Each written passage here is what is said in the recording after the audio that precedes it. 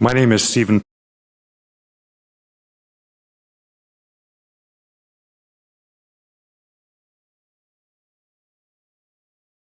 I wish to thank the committee and Stephanie Stock for the opportunity to address issues related to data centers.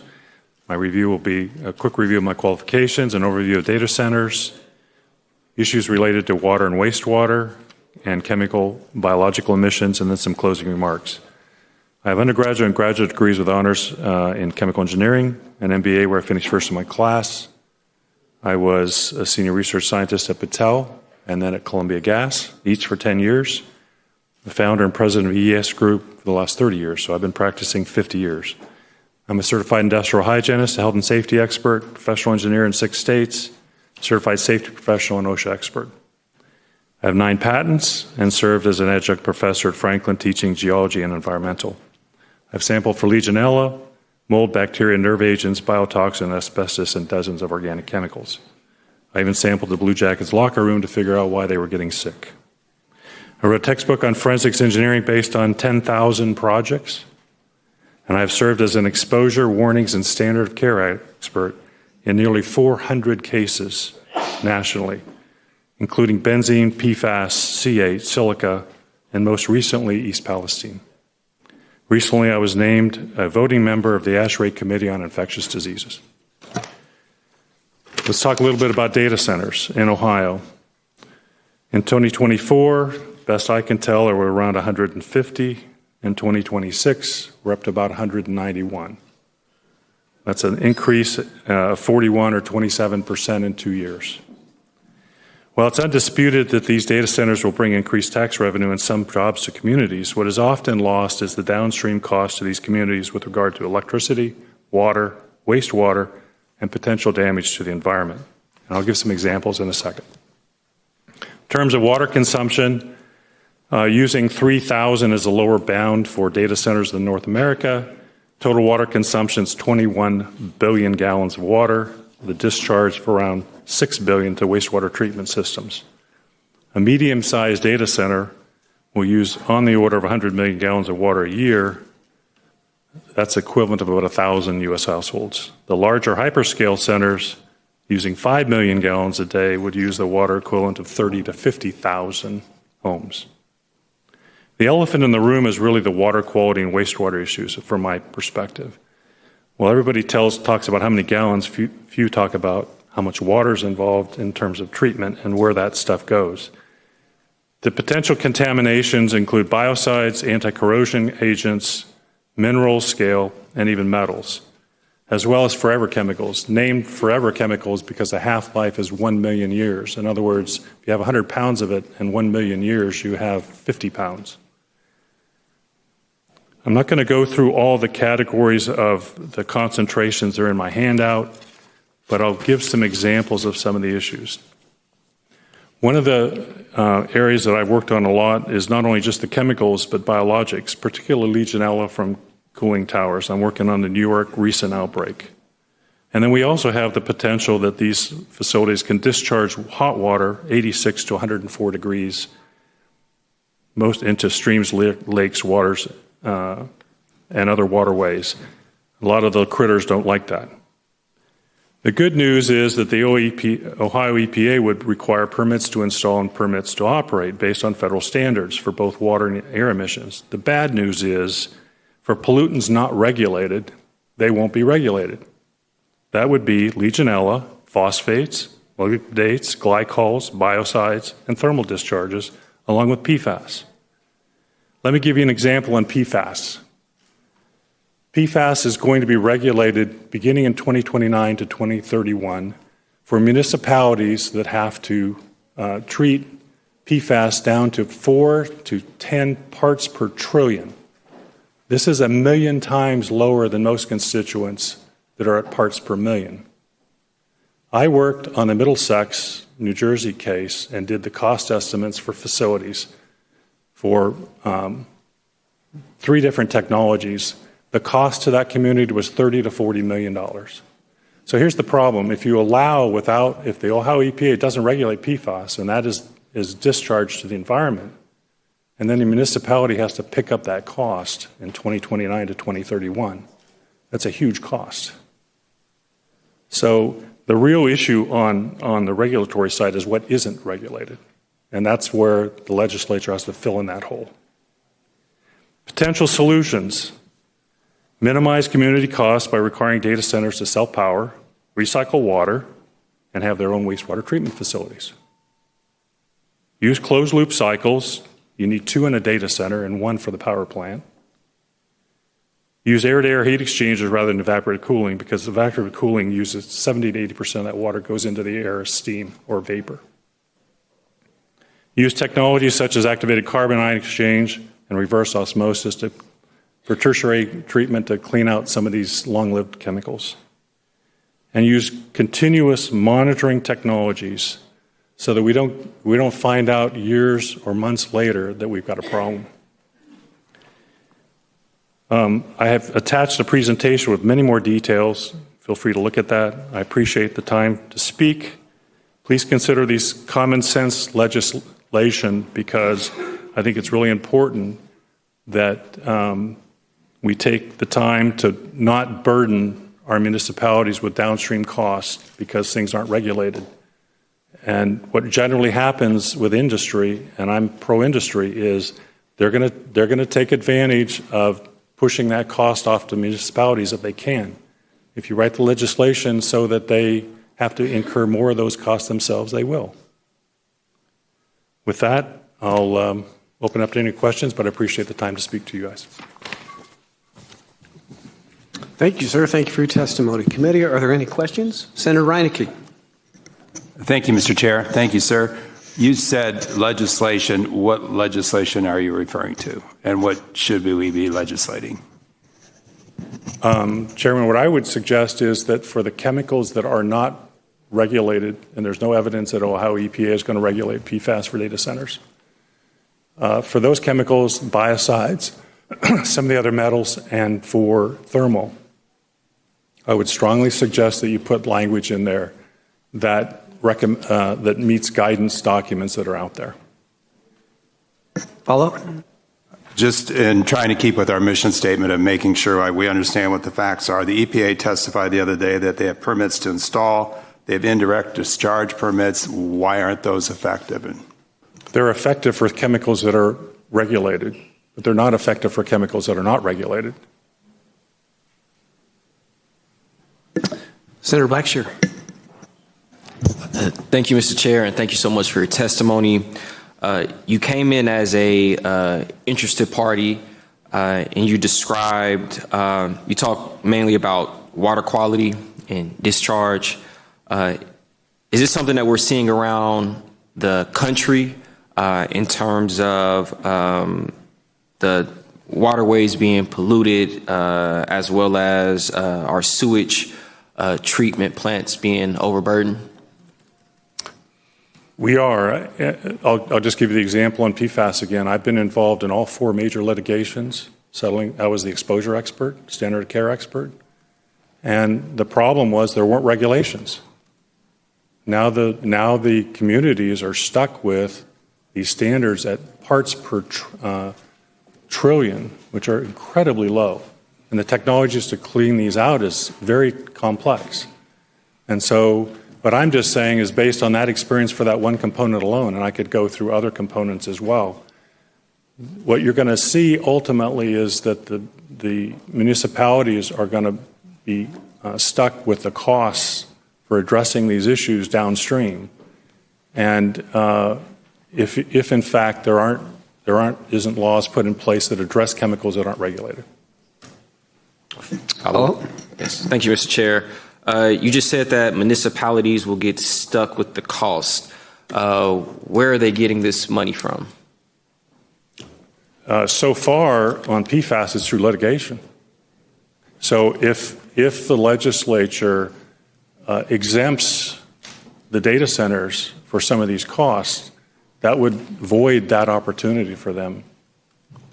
So they would bear that burden directly. The taxpayers would pay that cost. And one more. And the chair.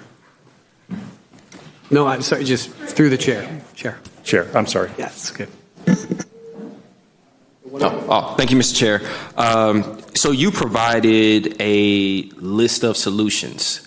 So let's just say if we don't act on some of the things that you listed, would that then turn you into being an opponent of data centers, or would you still just be sort of neutral in the midst of it? Thank you, Mr. Chair. Well, I think it has a yes and a no component. I'm all for the data centers, but I'm for them being done in the right way. Okay, thank you. Senator Wilkin. I'm sorry, Mr. Petty. I'm sorry. I'll go up and down and make sure everyone gets. My apologies, Chairman. Sir Wilkin. Thank you, Chair. Thanks for being here. Appreciate your testimony. So just 2 or 3 questions quickly. When you base your the water usage, are you basing those off of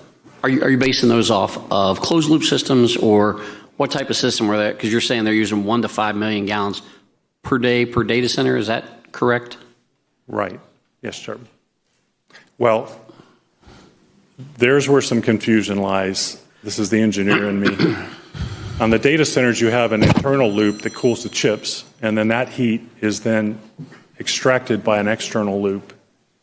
And then the power plants themselves, if they sell power, have another cooling loop. So when we talk about these closed loops, almost all of them use open loops for ultimately dumping the heat.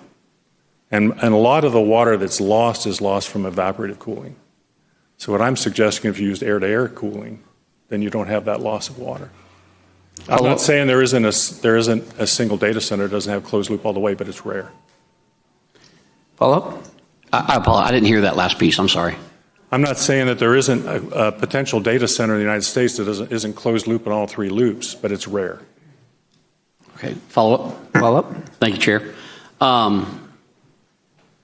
I guess to expand on that, here in Ohio, as we talked last week, we can experience almost all 4 seasons in a day. Does the air to air? Is that a system that's not going to drain even more power from the grid on our hot, humid dog days of August? Or is there a system? Well, my advice would be ultimately not to have them tied to the grid. So there would be some additional power associated with the fans, but on the other hand, you're not pumping as much water either, so there's a reduction in pumping power there. So it's complicated to answer that question as an engineer. Follow up? Thank you, Chair. You talk about discharge. According to the EPA last week, there's only 1 data center, if I understood them correctly, only 1 data center in the state of Ohio that actually has a discharge permit.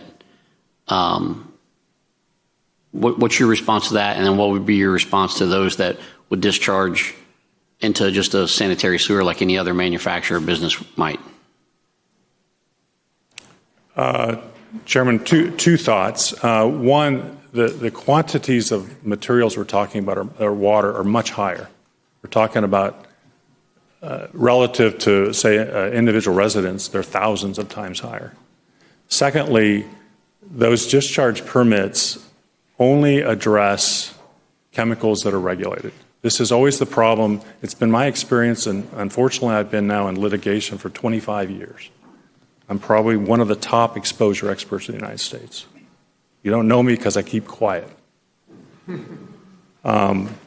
And my experience in almost all of those is that EPA is always in catch-up mode. The science trails the regulations. So what I'm trying to tell you folks is there are some things here that aren't regulated. They're coming. We know they're coming for the municipalities on PFAS, but not necessarily on the data center side. So the data centers would be technically able to discharge PFAS. But eventually, by 2029, there's an exemption they can go 2 more years, 2031. The municipalities who provide drinking water are going to have to meet these very rigorous standards. So meanwhile, we have that water that they've got to clean up having materials continuously dumped into it. This seems to me we should try to avoid the problem before having to clean it up. Thank you, Chairman. If I have one last one, I'll let someone else go. Follow up? Okay, thank you so much for your answers. The second one, you said you're not opposed to data centers, provided the legislation is written correctly. So do you think we have the ability here to write legislation which would eliminate the financial burden falling back on the municipalities or the locations where these centers are located or where they want to locate?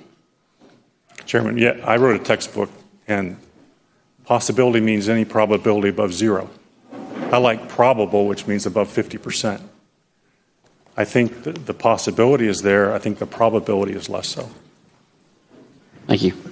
Thanks, Chairman. Any question? All right. Co-Chair Chavez. Thank you, Mr. Chairman, and thank you for your thoughtful testimony. I just got a couple of general questions and then some specific ones. So I was trying to figure out where are you from? I'm spoiled now that I'm 70. I spent half my time in Florida and half in Ohio, but I lived 40 years in Ohio before I moved to Florida. Okay, yep. Are you being paid for this in any way? No. Okay, thank you. So for the specific questions, you talked a lot about PFAS, and as an engineer, you know not to paint with too broad a brush, right? And you've gone in and out of that in your testimony.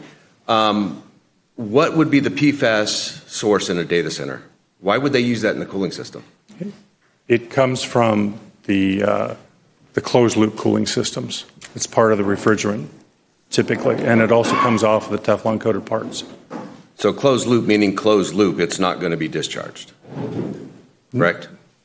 No, the literature shows there is leakage from that system. So leaks can happen. Okay, so leaks can happen in any industry. Okay. What are the common sources of PFAS? The most common source, PFAS is a surfactant, which is not consumed in generation of products. It's used to make Teflon. The easiest way that I can explain it is people have seen on their windshield, they'll see the raindrops are kind of droplets. And if you add like a Rain-X, it makes it smooth, right? It's a surfactant. Well, PFAS are, in general, surfactants that are used in a different way, but they're used to make Teflon smooth. Otherwise, it would be very lumpy. That's traditionally where it came from. It was used by DuPont and 3M. May I continue to follow up? And surfactant meaning soap, basically. For the surfactant is a soap, a lubricant of sort. I just want to make sure folks understand what surfactant means. No, Chairman, with all due respect, that's not true. In fact, I've testified 12 days in federal court on C8 about that. And soaps are surfactants, but surfactants is a broad category. But and I know you're a chemical engineer, but by all means, PFAS is a completely different animal than soap with respect to surfactants. I was just trying to help folks generally understand what a surfactant is, so I'm not going to debate the technical nuances with you. What I do want to ask is data centers are not the ubiquitous source of PFAS, is that correct? Ubiquitous. I'm not sure how to answer that question. PFAS comes from sources far more likely than data centers, is that correct? I don't know the answer to that question. That's the issue here is not just where does it also come from. The issue is not just the concentration, it's the volume of material involved. And like I said, you can focus on PFAS, and I just gave examples of why that's an issue. But you've got many other unregulated substances, including Legionella. Thank you. I'm focusing on PFAS because you focused on PFAS. So you said probability and possibility are two different things. Sure. So I want to make sure that we are here to gather proper information. We're not here to talk about hyperbole. We're not here to talk about emotions. We're here to gather facts and information. So I just want to make sure that that's what we're getting as this committee. I'm not trying to argue with you. I'm just trying to drill down to what the information that we're getting. I just want to make sure that we're careful not to paint with too broad a brush. And I think your comments about paying for costs, I think we agree with you. I think that's what we heard from the testimony last week. We took a lot out of the testimony last week. We heard from the Ohio EPA that data centers are not a source of PFAS. We heard that the ODNR is not necessarily concerned about the water usage, but that doesn't mean that we're not concerned. So we're going to keep looking in this, and I just want to make sure that we're talking about reality here. Well, I agree, but I would respect, if the EPA said that data centers are not a source of PFAS, then I would respectfully disagree. All right. Seeing no further questions, thank you, sir. Thank you for your testimony. Thank you, Chairman. We'd now like to call